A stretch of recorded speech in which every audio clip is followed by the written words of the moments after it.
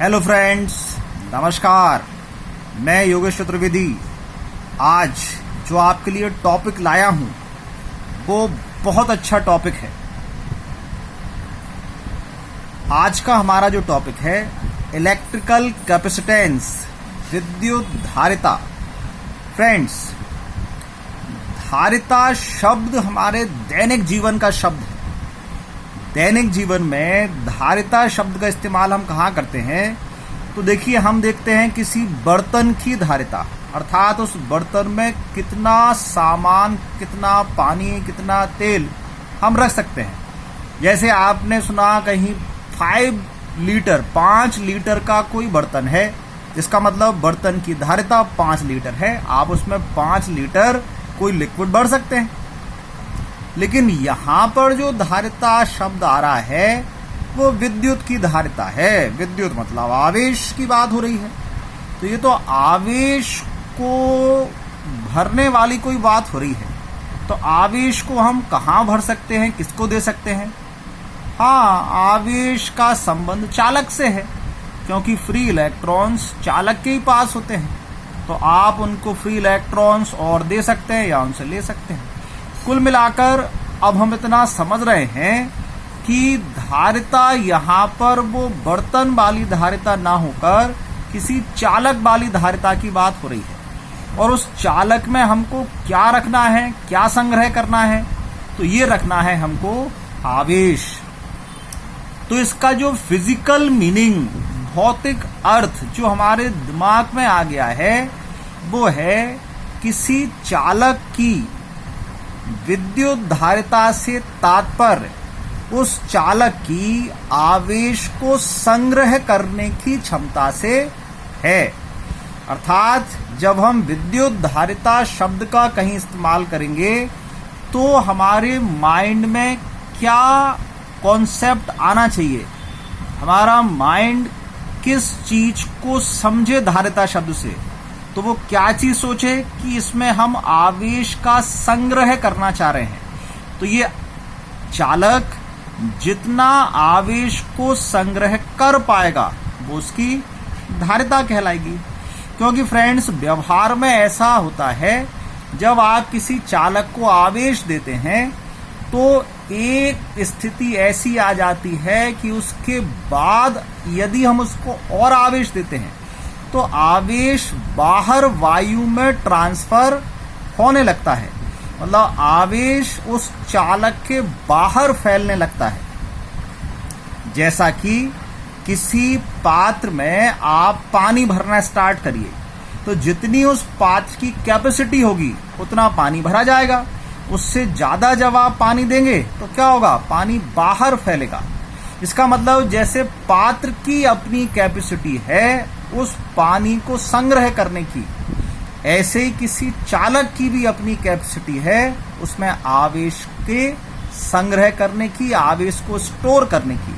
तो इसीलिए हमारे पास यहाँ जो धारिता शब्द है ये विद्युत धारिता है, ये चालक की धारिता है।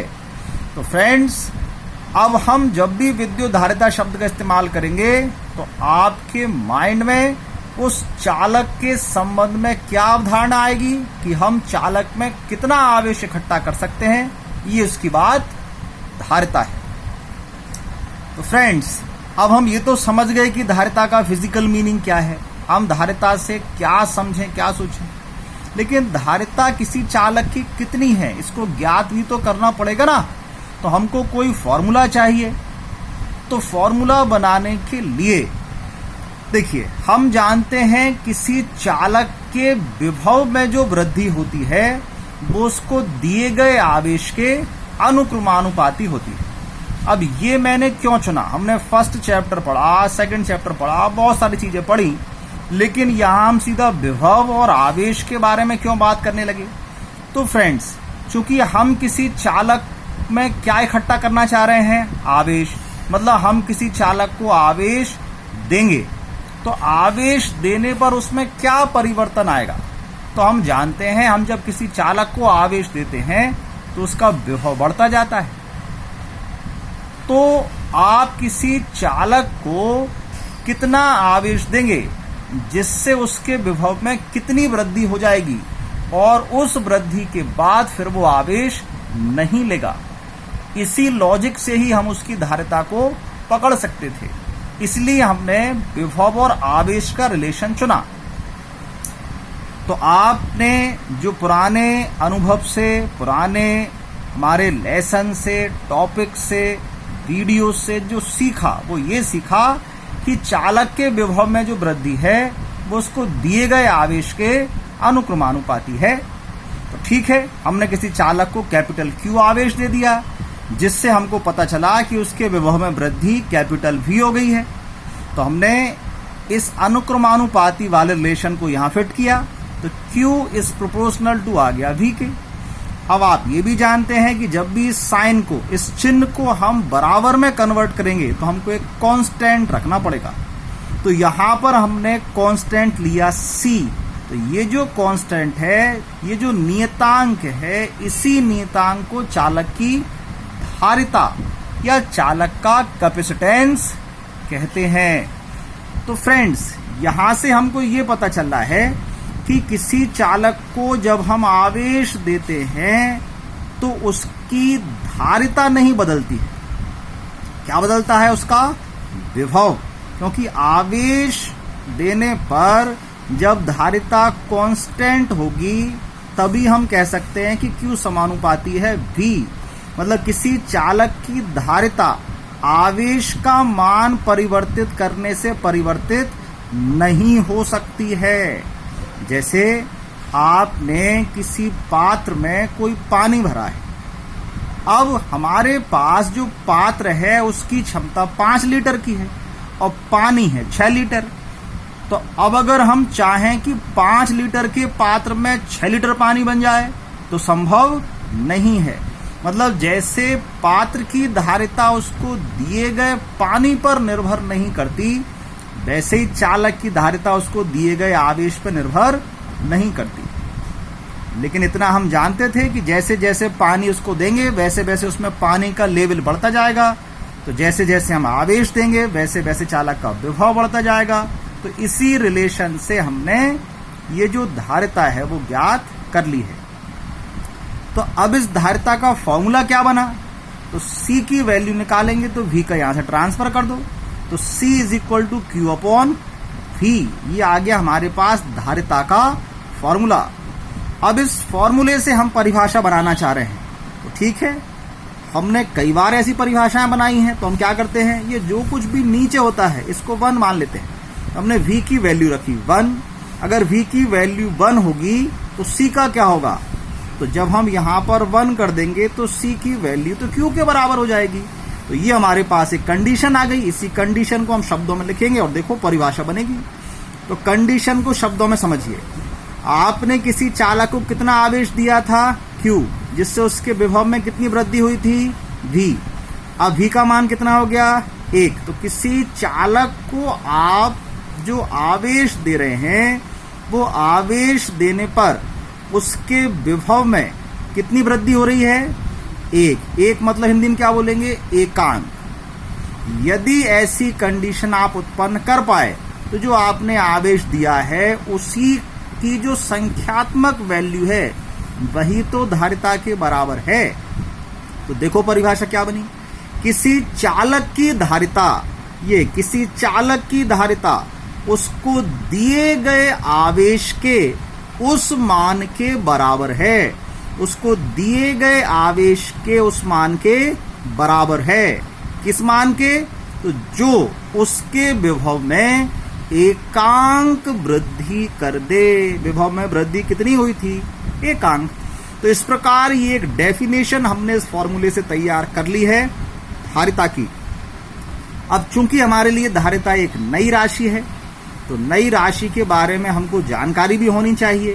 वो क्या क्या जानकारी? तो ये अदिश राशि है या सदिश? तो आप देख पा रहे हैं C डिपेंड करता है Q पर और V पर। Q कैसी राशि है? आवेश, अदिश राशि होता है। V विभव कैसी राशि है? अदिश राशि। तो अदिश का अदिश में भाग लगाने पर अदिश राशि ही प्राप्त होती है। तो C भी कैसी राशि होगी? अदिश राशि। ठीक है, अब इसका मात्रक और विमी सूत्र भी चाहिए। तो SI मात्रक इसका हमने लिखा है यहाँ फेरेड। अब ये क्या चीज आ गई? अभी तक हम जो जानते थे उसके अनुसार किसी भी राशि का जो फॉर्मूला होता है, उस फॉर्मूले में जितनी राशियां हैं उनके मात्रक रखने से हमारी राशि का मात्रक बन जाता है। ठीक है, हमने वो करके देखा। तो C की वैल्यू क्या थी? Q/V। Q का SI मात्रक कूलाम, V विभव का SI मात्रक वोल्ट। तो धारिता का SI मात्रक बनना चाहिए था कूलाम पर वोल्ट। जी हाँ, यही बनना चाहिए था। लेकिन हम जानते हैं फिजिक्स बहुत अच्छा सब्जेक्ट है। बहुत अच्छा क्यों कर रहे हैं? क्योंकि ये सम्मान देना जानता है जो उसके लिए काम करते हैं उनके लिए। जैसे हमने आवेश का मात्रक कूलाम चुना, तो कूलाम कौन है? वैज्ञानिक।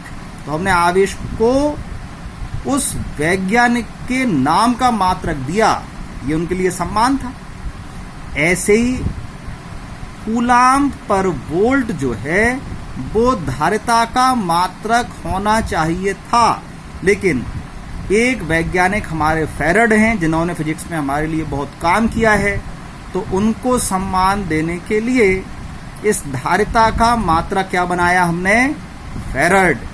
संकेत क्या हो गया? Capital F। तो जहां कहीं भी धारिता होगी, अब हम उसको कूलाम पर वोल्ट ना लिखकर क्या लिख देंगे? फेरेड। लेकिन कूलाम पर वोल्ट की वैल्यू किसके बराबर आएगी? हमेशा फेरेड के बराबर। तो अगर इसका SI मात्रक फेरेड है तो CGS मात्रक क्या होगा? स्थैत फेरेड होगा। आपने जैसे कूलाम का स्थैत कूलाम पढ़ा था, वोल्ट का स्थैत वोल्ट पढ़ा था, वैसे ही क्या होगा? धारिता का फेरेड से स्थैत फेरेड बन जाएगा। लेकिन अब आप ये सोच सकते हैं कि कूलाम और वोल्ट ये जो हैं, ये SI मात्रक जो हैं, इनके CGS मात्रक तो 2 आया करते थे। मैंने आपको वहां भी समझाया था कि जब हम स्थिर राशि के लिए मात्रक लेंगे तो उसमें स्थैत लगाएंगे, और जब वो हमारी राशि गति करने लगेगी तो उसके लिए फिर कूलाम मतलब आवेश का स्थैत कूलाम से F कूलाम बनता था, वोल्ट का स्थैत वोल्ट का F वोल्ट बनता था। लेकिन धारिता में गति से कोई लेना देना है ही नहीं, क्योंकि यहाँ तो धारिता क्या है? आवेश को स्टोर करना। इसलिए इसका एक ही मात्रक है, वो है स्थैत फेरेड। अब इन दोनों में कोई रिलेशन हमको चाहिए है, तो रिलेशन हमने क्या बनाया? 1 फेरेड बराबर 9 × 10⁻11 स्थैत फेरेड। ये तो बहुत बड़ी संख्या आ गई। अब आप सोच सकते हैं ये सर आपने कैसे बना दिया? हम तो इस पर विश्वास नहीं करेंगे। बिल्कुल नहीं करना चाहिए। आपने साइंस सब्जेक्ट लिया है, आप साइंटिस्ट का माइंड रखते हैं, इसलिए आप करने पर विश्वास करते हैं। तो जाइए शुरू। आप इस फेरेड को स्थैत फेरेड में कन्वर्ट करें और निकालो इसकी वैल्यू इतनी आती है कि नहीं। अब कैसे निकालेंगे? तो ये आप प्रयास करें। वीडियो को आप पॉज कर लीजिए, प्रयास करिए। आगे बता रहा हूं आपको विमी सूत्र। देखिए, विमी सूत्र बनाने के लिए भी फॉर्मूला ही चाहिए। C की वैल्यू क्या होती है? Q/V। तो Q का विमी सूत्र AT, विभव का विमी सूत्र mL2T-3A-1। तो अब जब आपने इसको सॉल्व किया तो m ऊपर गया, ये माइनस का 1 हो गया, L ऊपर जाएगा, माइनस के 2 हो जाएंगे, T ऊपर जाएगा तो प्लस का 3 होगा क्योंकि नीचे माइनस है, तो वो प्लस का 3 और ये प्लस का 1, तो T कितना हो गया? 4। A ऊपर गया तो प्लस के 1 हो गए, एक ये पहले से है इसलिए हो गए 2, तो A की पावर कितनी आ गई? 2। अब अगर ऐसी स्थिति बन रही है, कभी हम भूल गए कि विभव का विमी सूत्र क्या है, तो फिर विभव को भी आप सॉल्व कर दें। V बराबर क्या होता है? W/Q। तो W का विमी सूत्र मतलब कार्य का विमी सूत्र लिखिए, उसके अपॉन में आवेश करिए, फिर सॉल्व कर लीजिए, तब भी विमी सूत्र आपका यही बन जाएगा। ठीक है। अब जब हमने एक नया मात्रक पढ़ा है फेरेड, तो इस फेरेड की भी हमको डेफिनेशन चाहिए। ठीक है, तो हम 1 फेरेड की डेफिनेशन बनाने वाले हैं। कैसे बनाएं? देखो, 1 फेरेड ये किसके बराबर था? हमारा फेरेड बराबर था कूलाम पर वोल्ट के। तो 1 फेरेड बराबर होगा 1 कूलाम पर 1 वोल्ट, 1 कूलाम बटे 1 वोल्ट। तो अब यहीं से हमको इस 1 फेरेड की परिभाषा बनानी है। तो हमारे पास धारिता की परिभाषा कैसी थी? धारिता की परिभाषा बनाने के लिए हम क्या कर रहे थे, हम चालक को यहाँ Q कूलाम आवेश दे रहे थे, जिससे उसके विभव में V वोल्ट की वृद्धि हो रही है, तो उसकी धारिता C फैरड है। अगर मैं SI यूनिट में लिखूं तीनों को तो यही होगा ना, Q कूलाम आवेश देने पर विभव में वृद्धि V वोल्ट हो जाती है, तो धारिता C फैरड। ऐसे यहाँ हो जाए, यदि किसी चालक को 1 कूलाम आवेश देने पर उसके विभव में वृद्धि 1 वोल्ट हो जाए तो उसकी धारिता 1 फैरड के बराबर होगी, ये लिखा है। अतः किसी चालक को 1 कूलाम आवेश देने पर यदि उसके विभव में वृद्धि 1 वोल्ट हो जाती है तो उसकी धारिता 1 फैरड के बराबर होती है। इस प्रकार आपने फैरड की डेफिनेशन तो देख ली। अब जैसे हमने 1 फैरड की डेफिनेशन बनाई है, ऐसे ही आप मुझको बनाकर दिखाएंगे एक स्थैत फैरड की डेफिनेशन। अब जैसे मैंने फैरड की डेफिनेशन बनाई, तो चूंकि फैरड SI यूनिट थी, इसलिए मैंने यहां पर जो कूलाम लिया वो भी SI, वोल्ट वो भी SI। जब स्थैत फैरड बनाएंगे तो स्थैत फैरड में आवेश और विभव का भी CGS ही आएगा, क्योंकि स्थैत फैरड CGS है। तो यहाँ स्थैत कूलाम होगा, यहाँ स्थैत वोल्ट। अब इससे ज्यादा नहीं बताएंगे, क्योंकि इसके बाद आप डेफिनेशन बनाने वाले हैं। तो फ्रेंड्स, मैंने अभी आपको इस वीडियो के दौरान एक टास्क दिया था, इस 1 फैरड को इतने स्थैत फैरड के बराबर आप मान रहे हैं या नहीं मान रहे हैं। तो आपने नहीं माना था, आपने सॉल्व करने का चैलेंज लिया था। मुझे उम्मीद है आपने सॉल्व कर लिया होगा, आपका आंसर इतना आ गया होगा। अब मैं इसका सॉल्यूशन आपको देता हूं कि ये मैंने कैसे लिखा। तो देखिए, हम यहां पर अब देखने वाले हैं फैरड और स्थैत फैरड में संबंध। तो आप जानते हैं धारिता बराबर क्या था, आवेश अपॉन विभव, C equal to Q upon V। अब हमको फैरड और स्थैत फैरड में संबंध चाहिए ना, तो पहले हम देखें कि फैरड किसके बराबर होगा। तो फैरड हमारी SI यूनिट है, तो C फैरड में आया, Q कूलाम, Q मतलब आवेश, आवेश कूलाम में आ गया, विभव जो V था वो हमारा SI यूनिट वोल्ट हो गई। तो ये फैरड है हमारा। अब स्थैत फैरड क्या है, तो CGS पद्धति में चलिए, C जो धारिता है वो स्थैत फैरड में हम नापेंगे, ठीक है। तो आवेश को किस में नापेंगे, स्थैत कूलाम में नापेंगे। तो विभव को किस में नापेंगे, स्थैत वोल्ट में नापेंगे, ठीक है। तो हम यहां समझ चुके हैं कि फैरड का मतलब होता है कूलाम पर वोल्ट, और स्थैत फैरड का मतलब होता है स्थैत कूलाम पर स्थैत वोल्ट, ठीक है। अब हम तैयार हैं। तो 1 फैरड बराबर कितने स्थैत फैरड होंगे, ठीक है। हमने देखा 1 फैरड बराबर होता है हमारा 1 कूलाम पर 1 वोल्ट। अब अगर मैं इस कूलाम को स्थैत कूलाम में चेंज कर दूं और वोल्ट को स्थैत वोल्ट में चेंज कर दूं, तो यहां से फिर हम स्थैत फैरड तक पहुंच सकते हैं, ठीक है। तो हम जो पहले से जानते हैं, हमने पढ़ा हुआ है, उस आधार पर हम लिखते हैं। 1 कूलाम की वैल्यू होती है 3 × 10⁻⁹ स्थैत कूलाम, और 1 वोल्ट की वैल्यू होती है 1/300 स्थैत वोल्ट। अब अगर आप सोच रहे हैं कि ये वैल्यूज मैंने कहां से लिख दी हैं, तो फर्स्ट चैप्टर में मैंने आपको कूलाम का नियम जब पढ़ाया था, तो उसके कई सारे पार्ट सॉल्व किए थे। तो उनमें ये सारे संबंध, ये सारे रिलेशन मैंने आपको समझाए हैं कि आवेश की वैल्यू क्या होती है, उसकी SI CGS यूनिट क्या है, उसमें क्या रिलेशन है। तो वहां से उस चैप्टर में ये सारी चीजें हैं। यदि आप मेरे चैनल पर नए हैं, आपने वो सब नहीं पढ़ा है, तो प्लीज आप वहां जाकर उसको देख लें। और अगर आपने वो सब देख रखा है, तो फिर तो आप सुपर हीरो हैं, ये सब चीजें तो आपको ऑलरेडी आती हैं। तो ये जब हमने यहाँ वैल्यूज रखी, तो ये 1 है, इसलिए इसको पलटना पड़ेगा, ऊपर चला गया तो ये इंटू होगा। अब तो 3 का 3 में इंटू करिए 9, और ये 0 का 0 में करो, मतलब इस 100 को 10 की पावर में लाओ ना। तो 300 में 3 बाहर चला गया, कितने बचे 100, मतलब 10⁻²।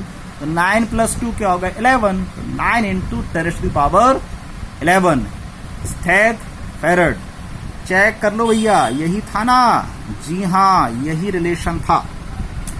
तो देखिए, ये था हमारा 1 फेरेड कितने स्टेप फेरेड के बराबर? तो 9 × 10⁻11 स्टेप फेरेड के। अब फेरेड हमारे पास धारिता का एक बड़ा मात्रक होता है, तो व्यवहार में हम माइक्रो फेरेड, पिको फेरेड, नैनो फेरेड का यूज करते हैं। तो 1 माइक्रो फेरेड कितने फेरेड के बराबर? तो 10⁻⁻6 फेरेड। पिको मतलब 10⁻⁻12, नैनो मतलब 10⁻�9। तो ये चीजें आप याद रखना।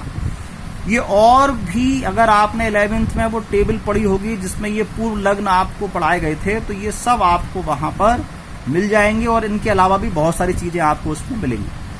और अगर आप वो भूल चुके हैं तो एक बार रिवाइज कर लीजिए। अगर बुक से नहीं देखना चाहते तो मेरा वीडियो देखिए, 11th क्लास का मैंने मात्रकों के ऊपर वीडियो बनाया है, उसमें इस टेबल को भी समझाया है। तो अभी जो हमने पढ़ा है उससे अब कुछ हम न्यूमेरिकल करके देखें, हम देखें सही कि हमने कितना सीखा। अब हम धारिता निकाल सकते हैं या नहीं निकाल सकते हैं? चलिए एक क्वेश्चन लेते हैं। एक चालक को हमने 20 माइक्रो कूलाम का आवेश दिया, जिससे उसके विभव में वृद्धि हो गई है 10 वोल्ट, तो उसकी धारिता कितनी होगी? ठीक है, ये किसकी वैल्यू है? Q की, 20 माइक्रो कूलाम। ये किसकी वैल्यू है? विभव V की, 10 वोल्ट। याद क्या करना है? C। तो C, Q और V का कोई रिलेशन है क्या? अभी हमने पढ़ा C = Q/V। अब इस Q और V की वैल्यू मैं यहां रख दूं, लेकिन एक चीज हमेशा ध्यान रखिए फ्रेंड्स, वो क्या? जैसे हम जो भी राशियां किसी फॉर्मूले में रखेंगे, उन सब की जो यूनिट है, जो पद्धति है, वो जो सिस्टम है जिसमें हम उनको नाप रहे हैं, वो एक ही प्रकार का सिस्टम होना चाहिए। मतलब या तो दोनों SI में हो या दोनों CGS में हो। तो कूलाम तो SI यूनिट है, बिल्कुल सही है, वोल्ट भी SI यूनिट है। तो इस माइक्रो का क्या करें? तो माइक्रो को हम कन्वर्ट करें। अभी सीखा था हमने माइक्रो फेरेड मतलब 10⁻⁻6 फेरेड। इसलिए इस माइक्रो को हमने अपनी न्यूमेरिकल वैल्यू में कन्वर्ट कर लिया। तो अब ये कूलाम, ये वोल्ट हो गए, दोनों SI। वैल्यू रख दीजिए आप। ये हमने Q की वैल्यू रखी, V की वैल्यू रखी, ये 0 से 0 कैंसिल आउट हो गया 2 × 10⁻⁻6 फेरेड। अब ये जो 10⁻⁻6 है, इसको हम वापस माइक्रो लिख सकते हैं। तो इतनी संख्या को हमने शॉर्ट में लिख दिया, 2 माइक्रो फेरेड। ये हमारा आंसर आ गया। अब आप इस प्रकार आपको कोई क्वेश्चन दिया जाएगा, तो आपको Q की वैल्यू दे दें, V की वैल्यू दे दें, तो आप C निकाल सकते हो। तो ऐसे यदि हम आपको C की वैल्यू दे दें और Q की वैल्यू दे दें, तो आप V निकाल सकते हैं। निकाल सकते हैं ना? चलिए, तो मैंने दे ही दिया फिर आपको एक न्यूमेरिकल। एक चालक की धारिता 1 माइक्रो फेरेड है, इसे आवेश 2.0 × 10